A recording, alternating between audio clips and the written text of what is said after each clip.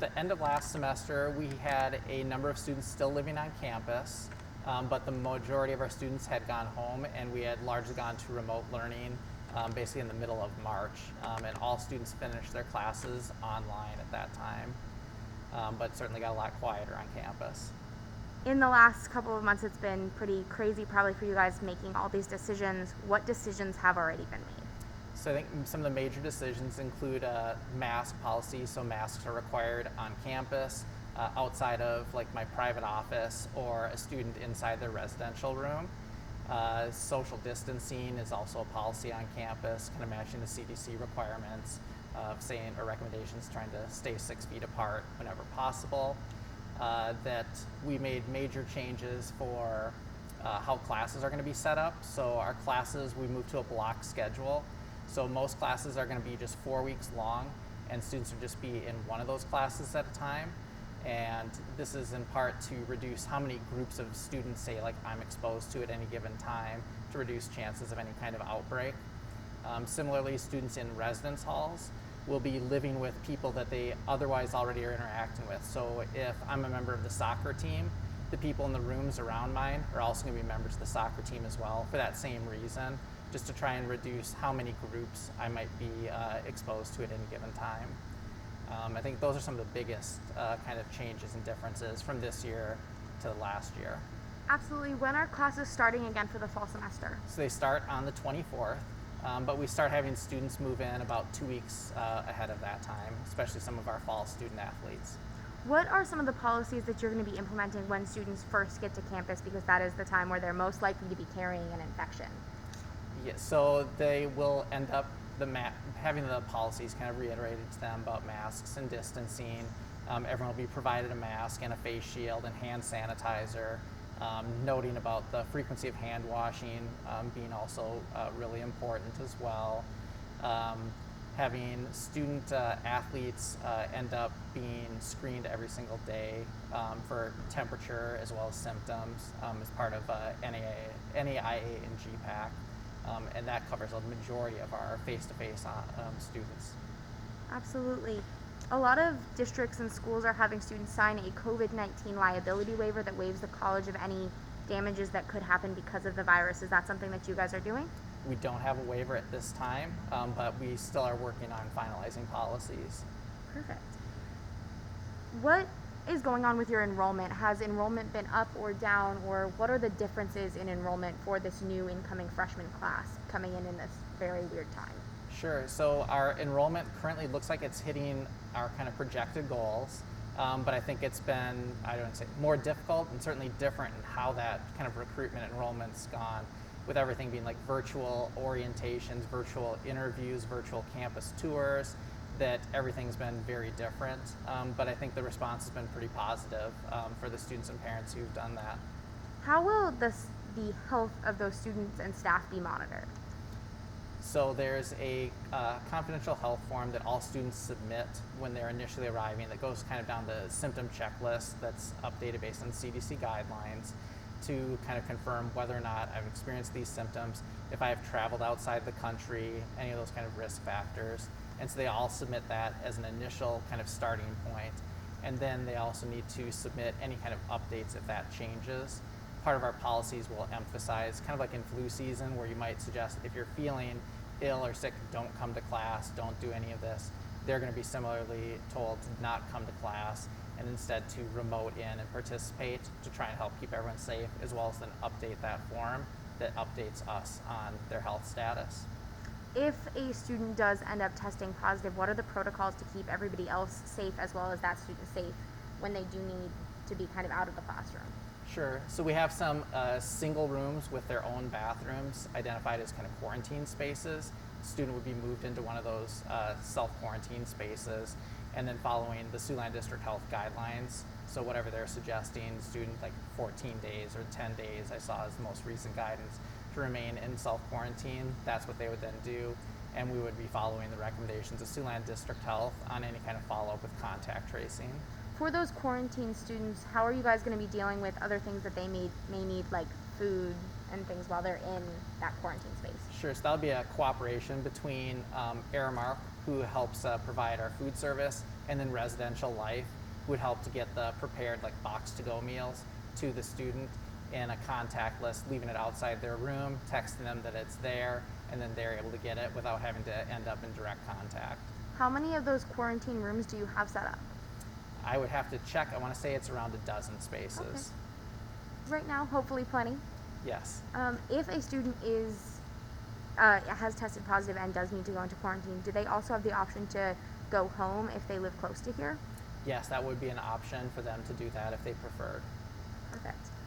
Do you think that you have enough PPE and other like sanitation devices for this campus to start off the school year? Yes, in fact, like every student, staff, and faculty member is going to be provided a mask, a face shield, and hand sanitizer to start off the year. Perfect. Where on campus is it suggested to wear a cloth face covering versus a more medical grade face covering? So right now, the policy is it's a choice of whether it's the faculty member, staff, or student member to wear like a cloth mask like this or a plastic face shield. If someone felt more comfortable with both, they also certainly could wear both, but we haven't discriminated that you need to wear this one here and the other one there. How will social distancing take place in classrooms, especially some of the smaller classrooms? Sure, so all of our classrooms, you're required to wear a mask or face shield while you're in them, and the rooms are set up right now to about 50% capacity, and so chairs are going to be blocked off or completely removed altogether to help enforce that distancing. Are there any kind of larger forum classes that you've had to change significantly to fit those 50% guidelines? Yes, so some of the classes will be like our bigger general education classes. Some of those will be online instead of being face-to-face, just to help with that distancing, because our smaller classrooms became not very functional, and those small classes had to move into the bigger classrooms. Absolutely, that makes sense. In the unfortunate case that there was more than a few cases on campus at one time, what would happen? Would you be changing to entirely online? What are the protocols if things get bad? I think certainly that would be an option, similar to like what happened here and many other schools in the spring, that everyone has to be ready to pivot to moving online if necessary, and making sure that all of our staff have the resources necessary to do that, Zoom accounts, laptops, so that they could work remotely. Have you guys considered a hybrid learning model? So actually right now this fall, that's kind of what we have. We have a mix of some classes are in person, some classes are completely online, and some are a hybrid of the two. Perfect. If a student does need to be tested, who is going to be doing that testing? Is it entirely through their healthcare provider, or do you have a system set up with the college itself? It's a mix of the two. So some might be independent through their health provider. We also are setting up something for our athletic testing as well, where some will come on site and test an entire team, for example, in an afternoon. In the case of them testing an entire team in the afternoon, where will the cost of those tests fall? Will that fall on the university or the students? To the university. Perfect, so they won't have a cost associated with that. Correct. If a student or an athlete does become COVID positive, how will the rest of the people be informed to make sure that everybody is staying safe?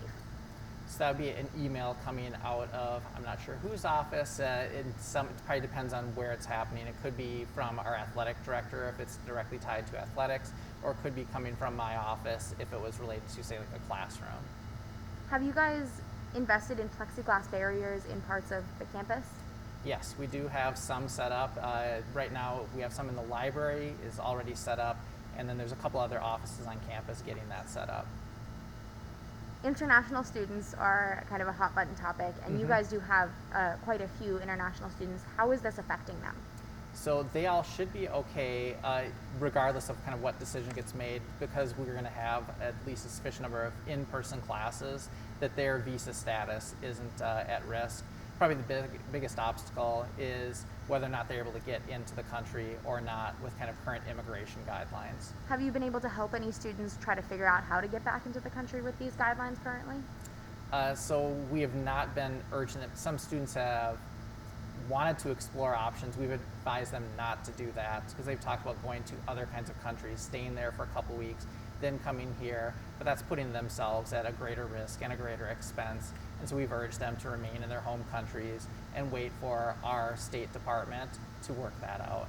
Students who will be coming from other areas, if they are indeed allowed back into the country, are you going to be keeping an extra special eye on them to make sure they're not spreading the virus within the campus? So we haven't finalized the policy, but what we've talked about is having them check in with our health office for an initial check-in, and then doing temperature checks for several days after as well, before then clearing them. How will common spaces be handled with students moving around in them? So I think that's urging everyone to follow the policies of maintaining physical distancing as well as wearing their masks. Within your policies, it said that there will be random temperature checks at certain areas of campus. Can you explain that a little bit? So I think a lot of that's focused on athletics and some of the athletic policies where they're screening every single day for athletes when they're in season. And so that's going to be the primary place where some of that screening ends up happening. How will on-campus dining be handled? So on-campus dining is going to be in the same location, but like the buffet style where you can self-serve, you won't be able to self-serve. So it'll all be professional staff that's handling all the serving to try and reduce any kind of contamination that could occur.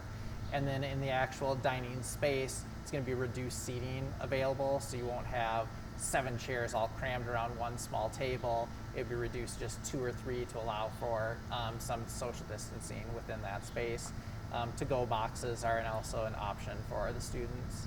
If a student doesn't have a mask or forgets a mask, even though you have already provided them, will there be additional masks provided at entrances to buildings, or if a student needs one? Yeah, I think there's offices scattered throughout campus that have disposable masks available. The bookstore is also going to have both disposable masks available, as well as like if someone breaks or tears their face shield and wants that basic face shields, basic cloth masks will also be available there as well. If a student or staff refuses to wear a mask, what is the protocol? So if it's a student, like I'll give it in a classroom that I'm teaching, then I can ask the student to leave and go get one. And our hope is the student would then comply, and we wouldn't have to escalate it further, but you could escalate it to security if necessary.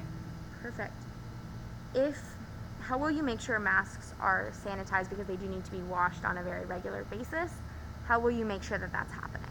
So I think our goal for a lot of this is to focus on like education. So educating our students through email communications, as well as like our residential students through their RAs, the residence hall advisors, having floor meetings and reminding people the importance of that, physical distancing, washing of hands, to try and keep everyone on campus safe and keep us open.